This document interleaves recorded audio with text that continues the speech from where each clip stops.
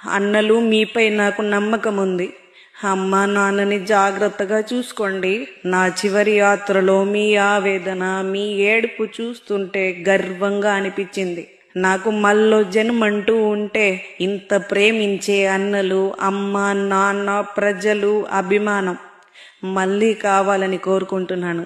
నా బిడ్డకు తల్లినై ఒక మంచి జన్మనివ్వాలనుకున్నాను. కానీ రాక్షసుడి చేతుల్లో అంతమై మిగిలిపోయాను. కడుపులో ఉన్న బిడ్డకు కూడా క్షమాపణ చెప్పాలి.